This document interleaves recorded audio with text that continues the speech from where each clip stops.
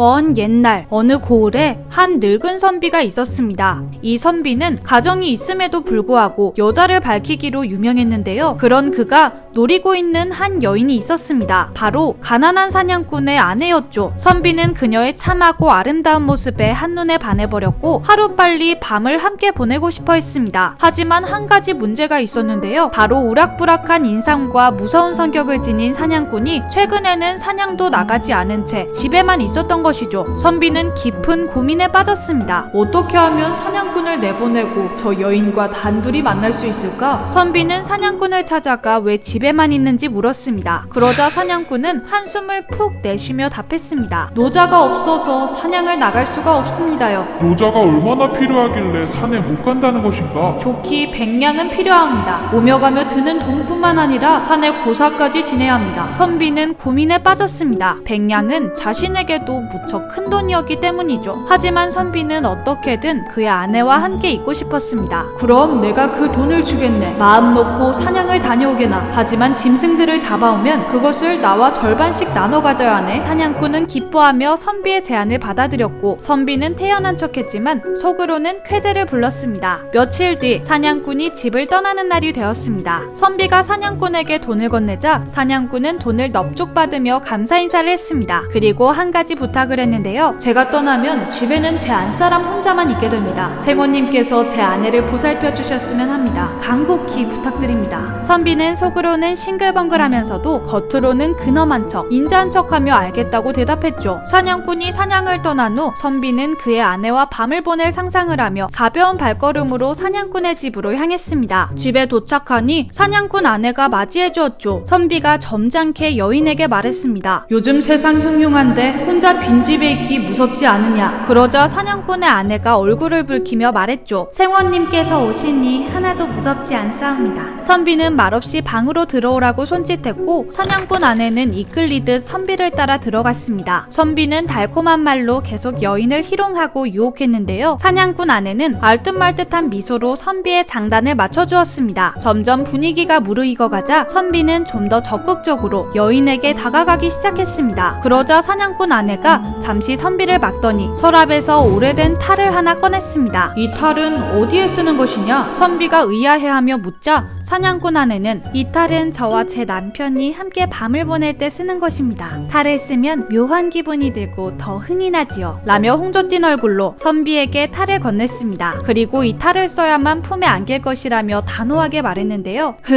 너의 말이 그렇다고 하니 한번 써볼까? 선비가 고조된 목소리로 긍정의 답변을 보내자 사냥꾼의 아내는 선비의 얼굴에 탈을 씌워줬습니다. 그리곤 혼자서는 절대 풀 수 없도록 끈으로 수차례 반복해서 묶어줬죠. 선비는 부푼 기대와 함께 흥분감에 가득 차 있었는데요. 그러나 그것도 잠시 문이 벌컥 열리며 누군가 나타났습니다. 바로 산으로 떠난 줄 알았던 사냥꾼이었습니다. 사실 사냥꾼은 선비가 아내를 탐하고 있다는 걸 눈치채고 있었습니다. 그래서 아내를 부탁한다고 거짓말을 해 선비를 유인한 후 집으로 선비가 찾아오면 가면을 단단히 씌워놓으라고 아내에게 미리 일러두었던 것이죠. 사냥꾼이 커다란 몽둥이를 들고 선비를 위협하자 선비는 고르마 나 살려라 하며 도망치기 시작했습니다. 사냥꾼은 선비의 뒤를 쫓으며 마을이 떠나가도록 소리쳤습니다. 선비님 댁으로 도둑이 도망친다! 그러자 선비의 집에서 일하는 하인들이 온갖 무기를 들고 뛰쳐나왔습니다. 잠시 후 이상한 탈을 쓴 사람이 집으로 들어가려고 하자 하인들은 그를 둘러싼 채 흠씬 두들겨 패기 시작했는데요. 어느새 근처의 마을 사람까지도 합세해 탈을 쓴 선비를 혼내기 시작했습니다. 그렇게 한참을 맞은 뒤에야 선비는 간신히 탈을 벗을 수 있었고 그제서야 사람들은 이상한 탈을 쓴 도둑이 선비라는 것을 알고 깜짝 놀랐죠. 선비에게 크게 혼이 날 것을 두려워한 사람들의 예상과는 달리 선비는 엄청난 수치심에 휩싸인 채로 황급히 방으로 도망치듯이 뛰어들어갔습니다. 이후 선비는 수년 동안 집 밖으로 나오지 못했다고 하네요. 사냥꾼 부부는 선비에게 받은 100냥으로 알콩달콩 행복하게 살았다고 합니다. 오늘의 이야기 흥미로우셨다면 구독과 좋아요 부탁드려요. 그럼 저는 다음에 더 흥미로운 이야기로 찾아뵐게요. 안녕.